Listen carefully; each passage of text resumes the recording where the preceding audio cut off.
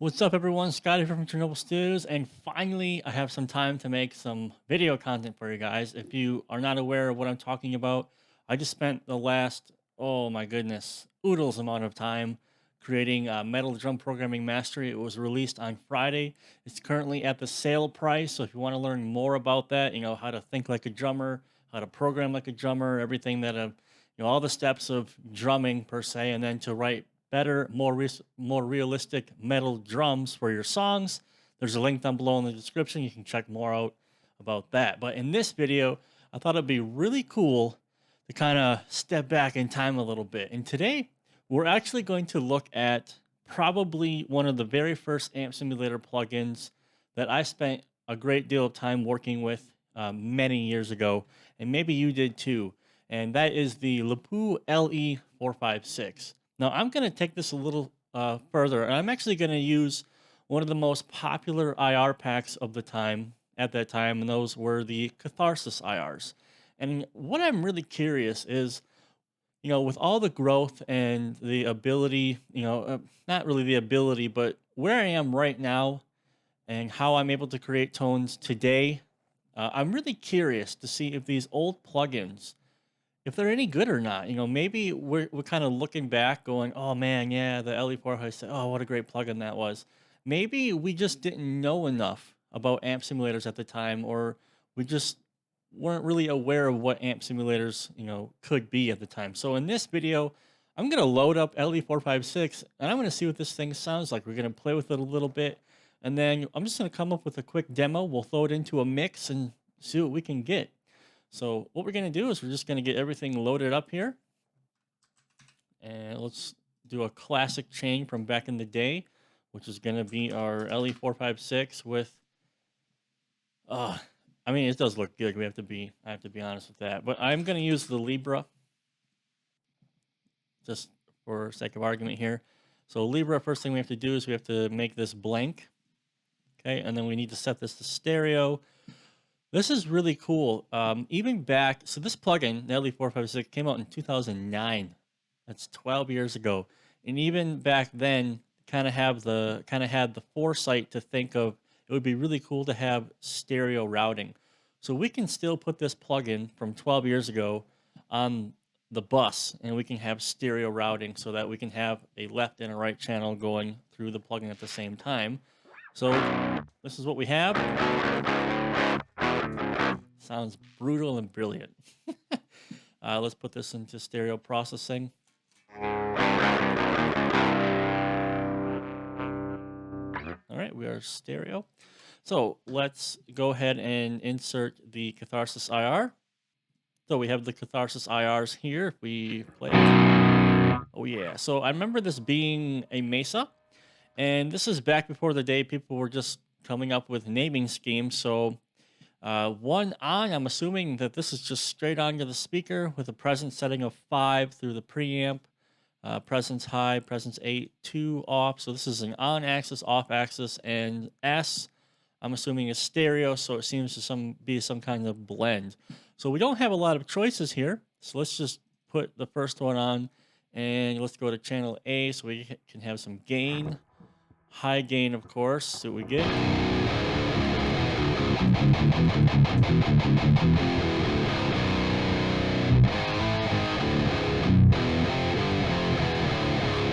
I mean, that's really not that bad.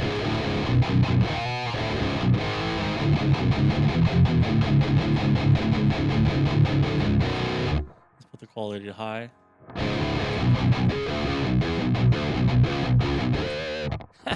I mean, that's honestly not that bad. I'm just playing through stock pickups here on my BC Rich Junior V, and let's dial in a tone, I guess.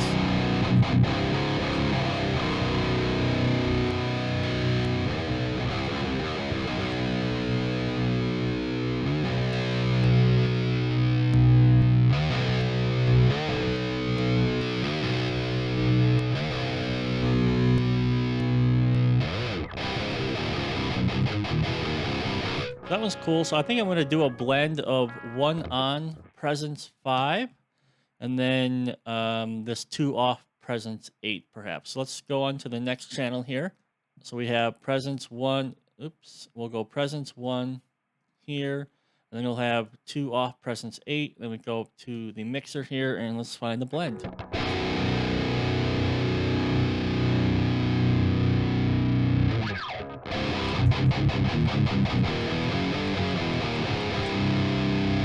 I mean, I'm really kind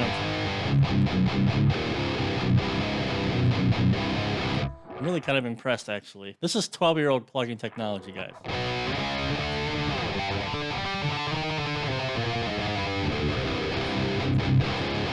So, I mean, with the... I can hear there's some fuzziness, right?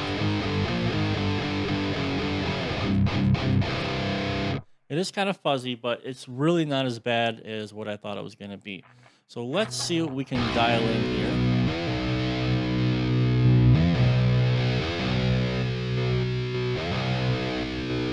So I don't think I'll use any of those buttons.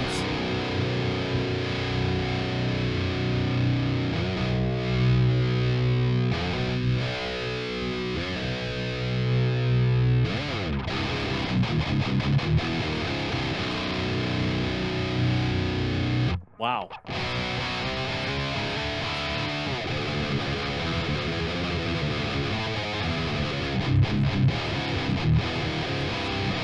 So it really has a characteristic that I particularly like, which is a pretty aggressive high end.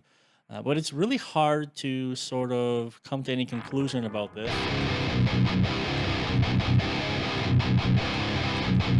Maybe a bit more gain.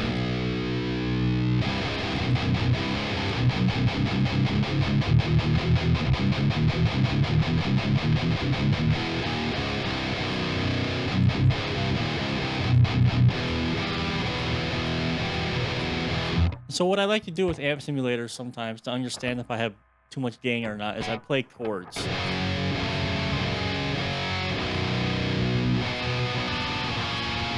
Ooh, there's where the age is starting to show.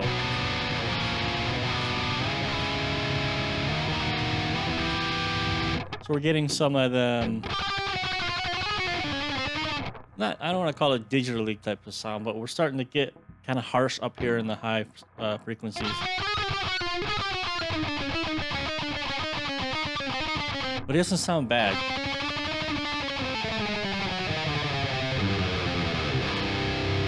That's really not a killer. I'm really impressed with what this sounds like 12 years after the fact, guys. This is 2009. I believe it was like October 2009 when the LE456 came out. And I'm willing to go on a limb here and say that if you knew what you were doing in 2009, even with the Catharsis IRs, these are also, I don't know if they came out at the same time, but I know they're one of the first most popular IR packs to ever have come out. And I remember using them back in the day, trying to come up with great guitar tones. And I know I'm using this is TSC from Mercurial. I think it probably would have been the TSC 808 back then, but this was pretty much the basic chain that I spent hours and hours and hours trying to come up with good guitar tones with. And I'm pretty happy with this sound. But it's one thing to just come up with a tone by itself. We're going to need to slap this into a bit of a mix context and see what kind of result that we can get. So I'm going to come up with a couple riffs really quick. I'm going to sort of mock everything up, and then we'll be back in just a second. All right, came up with a quick riff, mocked it up with some bass and drums. Let's have a listen.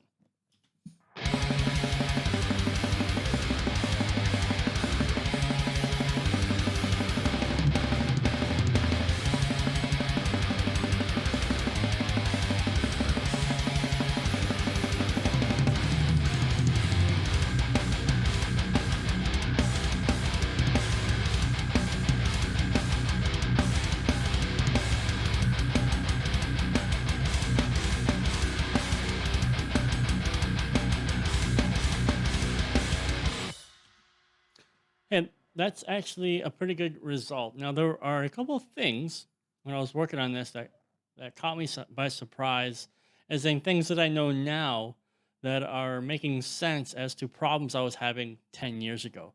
So let's just go over that. So the drums and the bass, whatever, fine. Let's talk about the guitars. So the guitars are pretty much the same exact settings that we just saw a second ago. The only thing I really concentrated on was EQ. And so let's talk about the EQ's moves that I did here. Now, um, I'm going to press play here. I'm going to disable the EQ and I'm going to re-enable it. And you're going to hear a huge difference.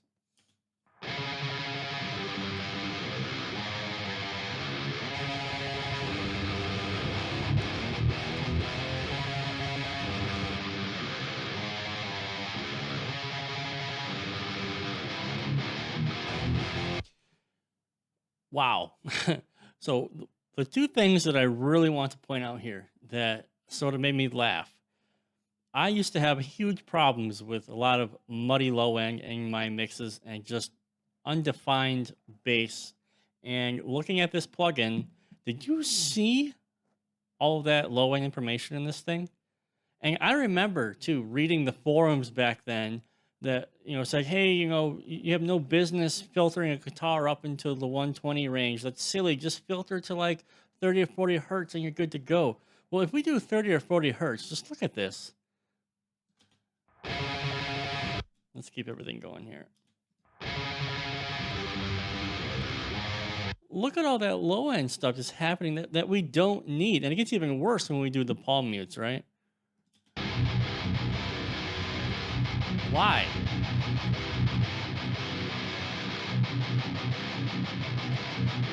We get the same exact effect. We still get the depth of the palm mute by high passing, by filtering up to this range. And we don't have to deal with all this extra low end stuff, just completely destroying the low end balance of our mix. That just made me laugh so hard because I can just remember myself sitting there going, I don't understand. I'm following the tutorials correctly. Oh my God. And here it is right here, just literally slapping me in the face. There's too much low end. Get out of there. That's so funny that I look at that now. It makes me laugh. And then the other thing, obviously, we need to talk about the high end because it's also rather out of control. It's practically just white noise and fizz up there. Look at this. I am cutting down to 6.6. 6.6. And again, you read those magazines and those forums back in the days, 2009, 2010. They're like, yeah, just do a cut around a 12, 11. Anything lower than 11, you're going to kill the high end of your guitar tone. Okay, all right, let's do that.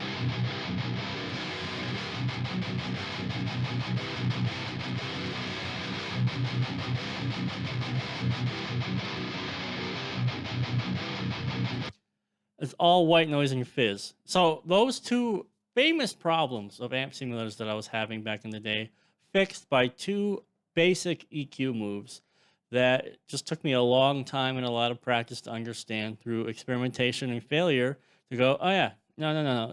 We're going to high pass it and low pass it to these numbers because we need to. But the thing about that is, surprisingly, the LE456 is still rather competitive sounding. And remember, we are using these IRs that I would imagine millions of people have used at this point in time. They're like one of the first IRs ever. So even in not the infancy of the technology, but in the beginning, before things really took off and people created awesome workflows for doing this stuff, if you knew what you were doing in 2009, you could have gotten a really good guitar tone.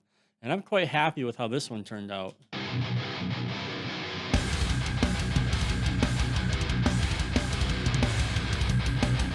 And this is just a really quick mock-up, like 30 minutes of work. Just one take for each guitar side.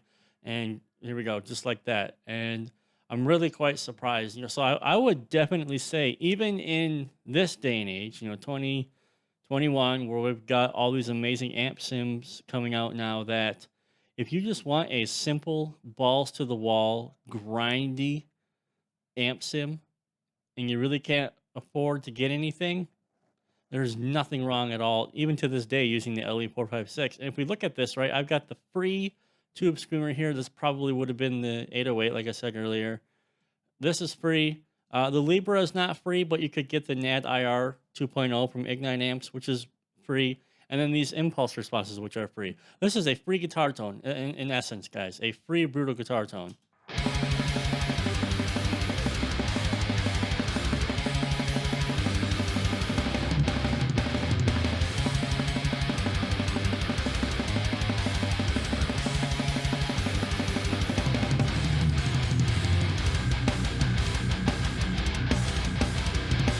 Awesome.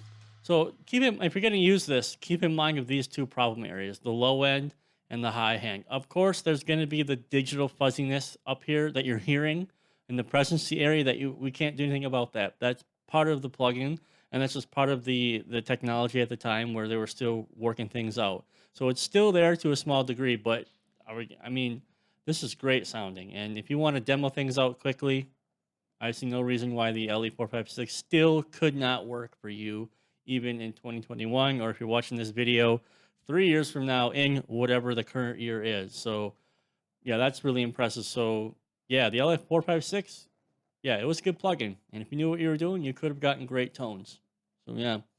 This is really cool. I might need to do another video like this because there are a couple other old plugins that I tried back in the day with moderate success. Maybe now with the things that I know now, we could go back and have a look and see, what would be possible. I think that'd be kind of cool. So yeah. Anyway, hope you enjoyed the video. I will see you guys in the next one. Have a good one.